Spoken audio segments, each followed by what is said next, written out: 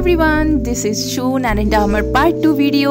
আগের ভিডিও যারা দেখেছেন তারা জানেন যে এটা কিন্তু তারই পার্ট 2 কন্টিনিউয়েশন। তো আজ আমি এসে গেছি লেপচা জগতে। কলকাতা থেকে দার্জিলিংয়ের এই সফরের মাঝখানে কিছু ট্যুরিস্ট স্পট ছিল, তো এটা আমার লাস্ট ট্যুরিস্ট স্পট, যেটা দার্জিলিংয়ের থেকে 19 কিলোমিটার দূরেই। ঘুম থেকে সুকিয়া পোখরি যাওয়ার রাস্তায় পড়ে লেপচা জগৎ। লেপচা জগৎ একটা ছোট্ট ভিলেজ, যেখানে প্রচুর এরকম গাছ, মানে ফরেস্ট এরিয়া অ্যাকচুয়ালি এটা। আর এটা হচ্ছে 6956 ফিট অ্যাবভ। তাই জন্যে বিশ্বাস করবেন না, এখানে যা ঠান্ডা লাগছিল না আমার, তখন কারেন্ট টেম্পারেচার ছিল 10 ডিগ্রি সেলসিয়াস।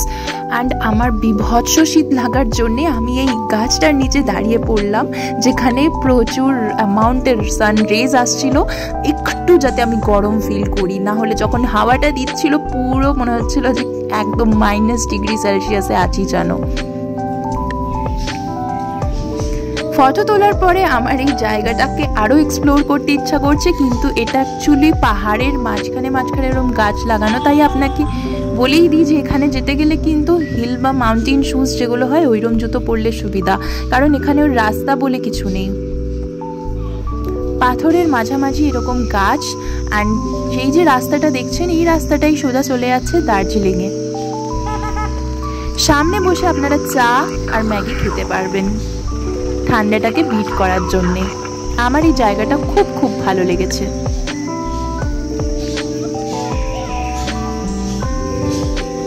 তারপরে পৌঁছে গেলাম দার্জিলিংয়ের ঠিক সেন্টার অফ মলে। ইয়েস, আমরা যে হোটেলটা বুক করেছিলাম সেটা হচ্ছে ঠিক ম্যাল এরিয়ার ওপরেই, মানে একদম মাঝামাঝি। মানে আপনাকে এই হোটেলে উঠলে ম্যালে যেতে গেলে কোনো রকমভাবে গাড়ি বা হাঁটতে হবে না, কেন আপনার হোটেলই ম্যালের মধ্যে।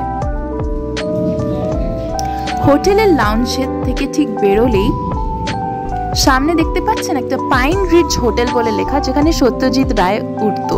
তো আমার এই হোটেলটা দ্য বেলভিউ হোটেল আর পাইন রিজ, এটা হচ্ছে সবচেয়ে পুরনো হোটেল এই ম্যাল এরিয়ায়। এই সামনে গেলেই যে দেখতে পাচ্ছেন লোকরা হাঁটছে, এটাই হচ্ছে দার্জিলিংয়ের ম্যাল। লোকেশন ওয়াইজ তো এ ক্লাস। আর এবার চলুন আপনাদের একটু রুম ট্যুরটা করিয়ে দিই।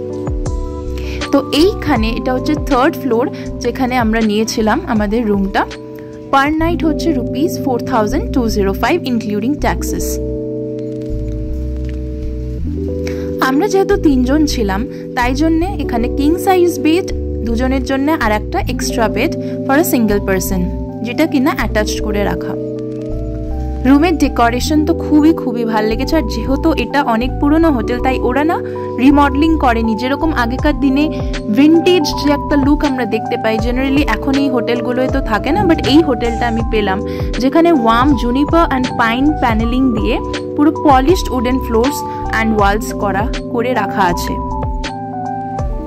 রুমকে দেখলে হবে মনে হয় যেন এটা কোনো ব্রিটিশ এরার সময় তৈরি, অ্যান্ড অবশ্যই এটা তাই, ব্রিটিশ এরার আগেই তৈরি এটা। ব্রিটিশার্সরাও এখানে উঠতো, তাই জন্য ওইরকম ভাবেই তৈরি করা হয়েছে।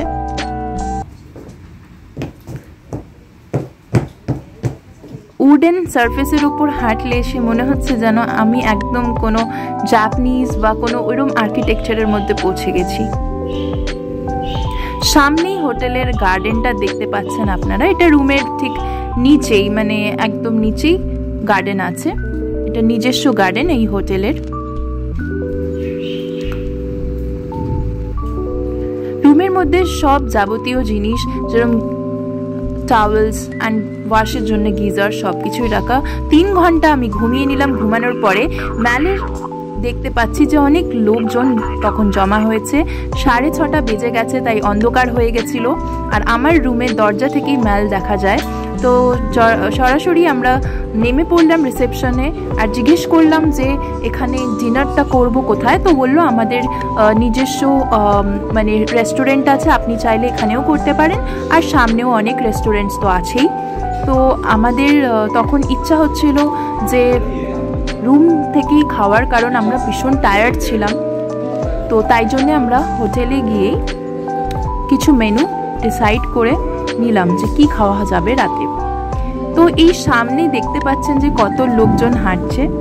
আর আমি এই বিকেলবেলা এক্সস্টেড টায়ার্ডওয়ালা ফেজে, কিন্তু আমার মধ্যে আলাদাই এক্সাইটমেন্ট ছিল যে ম্যাল এরিয়ায় ঘুরবো। তখন প্রচণ্ড ঠান্ডা লাগছিল, বিশ্বাস করুন। কলকাতার সেই গরম আর এখানে ঠান্ডা পুরো অন্যরকমই একটা চিলিং সেন্সেশন দিচ্ছিল। এই বেলভিউ থেকে নেমেই হচ্ছে ম্যাল এরিয়া, যেখানে প্রচুর লোকজন এরকমভাবে হাঁটছে, চলছে, ঘুরে বেড়াচ্ছে। আর আমার হোটেলের ঠিক সামনেই বসে আছে স্ট্রিট ফুডের কিছু স্টলস।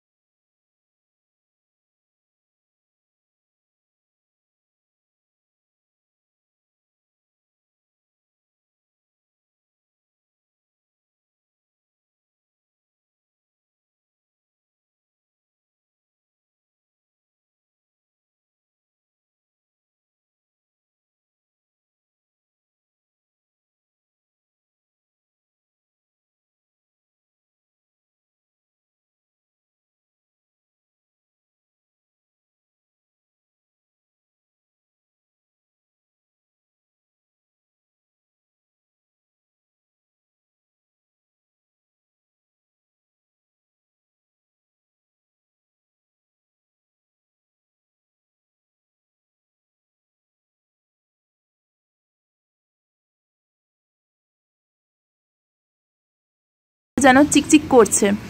যারা আমার চ্যানেলে নতুন, লাইক অ্যান্ড সাবস্ক্রাইব অবশ্যই করবেন। Thanks for watching my video.